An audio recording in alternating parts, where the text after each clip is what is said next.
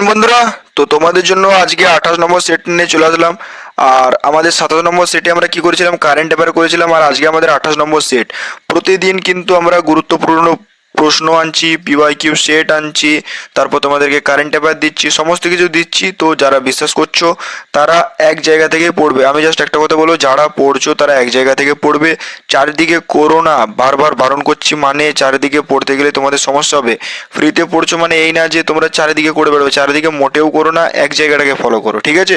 চলো তাহলে কোশ্চেন শুরু করা যাক। দেখো প্রথম কোশ্চেন কি বলেছে, দেখো আমাদের প্রথম কোশ্চেন, ভারতের প্রথম প্রতিরক্ষা মন্ত্রী কে ছিলেন? তাহলে ভারতের প্রথম প্রতিরক্ষা মন্ত্রী কে ছিলেন? সর্দার বলদেব সিং। সর্দার বলদেব সিং, ঠিক আছে? তাহলে এটার অ্যান্সার কি হচ্ছে? এটার অ্যান্সার হচ্ছে আমাদের অপশন এ। চলো দ্বিতীয় কোশ্চেন যাওয়া যাক। এরপর দেখো আমাদের দ্বিতীয় কোশ্চেন কি বলেছে, দেখো ভলিবল কোন দেশের জাতীয় খেলা? তাহলে ভলিবল কোন দেশের জাতীয় খেলা? এরপর দেখো 3 নম্বর কোশ্চেন কি বলেছে, সূর্য মন্দির ভারতের কোন রাজ্যে অবস্থিত? তাহলে সূর্য মন্দির ভারতের কোন রাজ্যে অবস্থিত? 3 নম্বরটা হয়ে যাচ্ছে আমাদের অপশন বি, উড়িষ্যা। চলো এরপর দেখো 4 নম্বর কোশ্চেন কি বলেছে, তাহলে দেখো আমাদের পরবর্তী কোশ্চেন কি বলেছে দেখে নাও। আমাদের কি বলেছে 4 নম্বর কোশ্চেন, গদর পার্টি কে প্রতিষ্ঠা করেছিলেন? তাহলে কে প্রতিষ্ঠা করেছিলেন?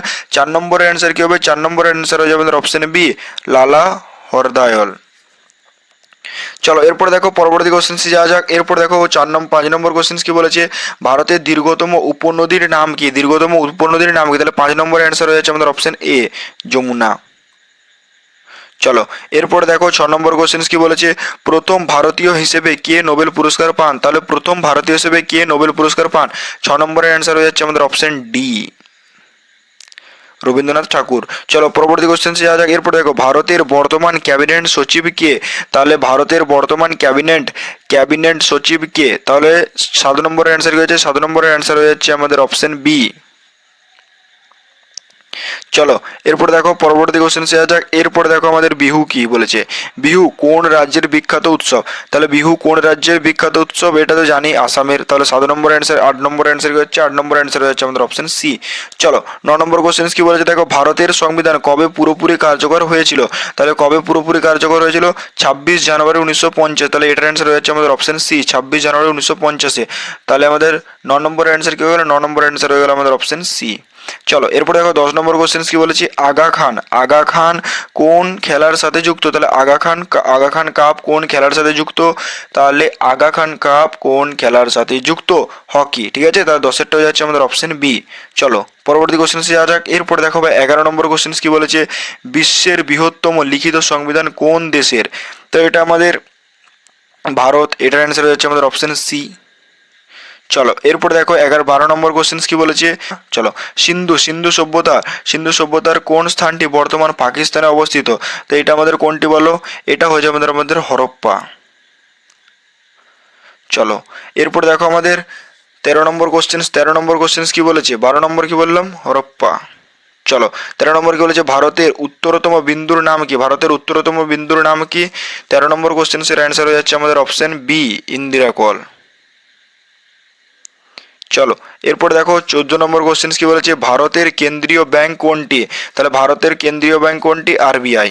এটার অ্যান্সার হচ্ছে আমাদের অপশন সি, 14 নম্বরের অ্যান্সার হচ্ছে আমাদের অপশন সি। চলো এরপর দেখো 15 নম্বর কোশ্চেন কি বলেছে, মাই এক্সপেরিমেন্ট উইথ ট্রুথ বইটি কার লেখা? তাহলে মাই এক্সপেরিমেন্ট উইথ ট্রুথ বইটি কার লেখা? মহাত্মা গান্ধী। তাহলে এটার অ্যান্সার হচ্ছে আমাদের অপশন বি। চলো এরপরে দেখো 16 নম্বর কোশ্চেন কি বলেছে, গাছের উচ্চতা মাপার যন্ত্রের নাম কি? তাহলে গাছের উচ্চতা মাপার যন্ত্রের নাম কি? এটার অ্যান্সার হচ্ছে আমাদের অপশন বি। চলো ভাই পরবর্তী কোশ্চেন আসা যাক। 17 নম্বর কোশ্চেন কি বলেছে, সোডার বোতল খুললে কোন গ্যাস নির্গত হয়? তাহলে কোন গ্যাস নির্গত হয়? তাহলে 17 নম্বর অ্যান্সারটা কি হয়েছে? 17 নম্বর অ্যান্সার হচ্ছে আমাদের option C, carbon die oxide. চলো এরপরে দেখো 18 নম্বর কোশ্চেন, তোমরা এটা কমেন্টে জানাবে, ঠিক আছে? এটা আমি বলছি না, এটা তোমাদেরকে দিয়ে দিলাম, হোমওয়ার্ক বলতে পারো। দেখো ভাই পরবর্তী কোশ্চেন কি বলেছে, দেখো 19 নম্বর কোশ্চেন কি বলেছে, পৃথিবীর মুক্তিবেগ কত? তাহলে পৃথিবীর মুক্তিবেগ কত? 11.2 কিলোমিটার/সেকেন্ড। তাহলে এটার অ্যান্সার হচ্ছে আমাদের অপশন এ। 19টার কি হচ্ছে? 19টার অ্যান্সার হচ্ছে আমাদের অপশন এ। এরপরে দেখো 20 নম্বর অ্যান্সার কি বলেছে, সবচেয়ে ভারী প্রাকৃতিকভাবে প্রাপ্ত মৌলিক পদার্থ কোনটি? তাহলে সবচেয়ে ভারী প্রাকৃতিকভাবে প্রাপ্ত মৌলিক পদার্থ কোনটি? তাহলে 20 নম্বর অ্যান্সার কি হচ্ছে? 20 নম্বর অ্যান্সার হয়ে যাচ্ছে আমাদের অপশন বি, ইউরেনিয়াম।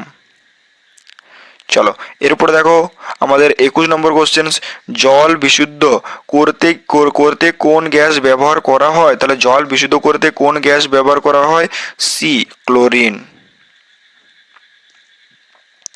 চলো এরপরে দেখো আমাদের 22 নম্বর কোশ্চেন কি বলেছে, মানুষের লালা রসের কোন মানুষের লালা মানে যেই লালটা থাকে না, ওটাতে কোন এনজাইমা থাকে, এটাই বলতে চাইছে যে মানুষের লালার রসে কোন এনজাইমা থাকে। তাহলে এটার অ্যান্সার কি হচ্ছে? টায়োলিন। তাহলে এটার অ্যান্সার হচ্ছে আমাদের অপশন সি, এটার অ্যান্সার হচ্ছে আমাদের অপশন সি। চলো পরবর্তী কোশ্চেন যাওয়া যাক। কোশ্চেন কি বলেছে আমাদের 23 নম্বর কোশ্চেন, তোমরা কোথায় জানাবে? কমেন্টে। তাহলে টোটাল কটা দিলাম? দুটো দিলাম, মাত্র দুটো। তো দুটোই কিন্তু কমেন্টে অবশ্যই জানাবে। আর আমি দেখেছো এখন আর তোমাদেরকে সেরকম কমেন্টে বলতেও বলি না, একটা দুটো, কোনো শিফটে দুটো বলতে বলি, কোনো শিফটে তিনটে, মানে যে সেটগুলো করে সেগুলোতে আমি দুটো তিনটে বলতে বলি। আর এখন তো বন্ধই করে দিয়েছি, আলেকালে একটা দুটো দিই আর কি। ঠিক আছে, ওগুলো একটু জানাবে আমাকে। তাহলে সিলভার ব্রোমাইড কোন কাজে ব্যবহৃত হয়? তাহলে সিলভার ব্রোমাইড কোন কাজে ব্যবহৃত হয় ভাই? তাহলে এটার অ্যান্সার হয়ে যাচ্ছে 24। এটার অ্যান্সার কি হচ্ছে? 24-এর অ্যান্সার হয়ে যাচ্ছে আমাদের অপশন এ, ফটোগ্রাফি। চলো এরপরে দেখো আমাদের 25 নম্বর কোশ্চেন কি বলেছে, কোন ভিটামিন তাপে নষ্ট হয়ে যায়? তাহলে কোন ভিটামিন তাপে নষ্ট হয়ে যায় বলো? তাহলে দেখো 26 নম্বর কোশ্চেন কি বলেছে, দেখো বিদ্যুৎ প্রবাহ মাপার যন্ত্রের নাম কি? তাহলে বিদ্যুৎ প্রবাহ মাপার যন্ত্রের নাম হয়ে যাচ্ছে, এটার অ্যান্সার কি হচ্ছে বলো? 26, এটার অ্যান্সার হয়ে যাচ্ছে আমাদের অপশন বি। ঠিক আছে, চলো পরবর্তী কোশ্চেন যাওয়া যাক। এরপরে দেখো আমাদের 27 নম্বর কোশ্চেন কি বলেছে, পরমাণুর চার্জহীন কণা কোনটি? তাহলে পরমাণুর চার্জহীন কণা কোনটি? 27-এর অ্যান্সার হয়ে যাচ্ছে আমাদের অপশন সি, নিউট্রন। চলো ভাই এরপর দেখো 28 নম্বর কোশ্চেন কি বলেছে, ক্যান্সার চিকিৎসার জন্য কোন মহত্ব গ্যাস ব্যবহৃত হয়? ঠিক আছে, মানে মহত্ব গ্যাস ব্যবহৃত হয়। তাহলে মহত্ব বা মহৎ যাই বলো, ঠিক আছে, তো এটার অ্যান্সার কি হবে বলো? এটার অ্যান্সার হয়ে যাচ্ছে আমাদের অপশন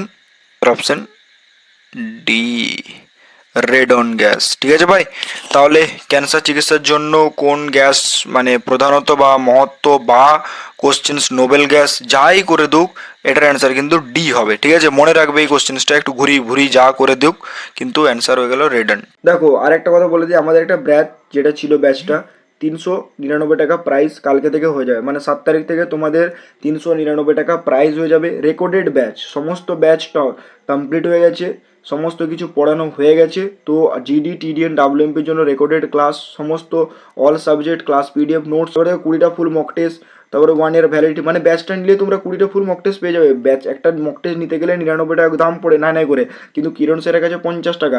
তো 99 টাকা যদি তোমরা বাদ দিয়ে দাও তাহলে তোমাদের পড়ে রইলো 200 টাকা। এ নম্বর ফ্রি মেন্টরশিপ, তোমরা যখনই কল করবে স্যারকে কল করবে, স্যার তোমাদেরকে গাইড করে দেবে। তো তোমরা ব্যাচটা নিয়ে নিতে পারো। ব্যাচের খাসিয়ত এটাই, সমস্ত কিছু দেখতেই পাচ্ছ লেখা রয়েছে।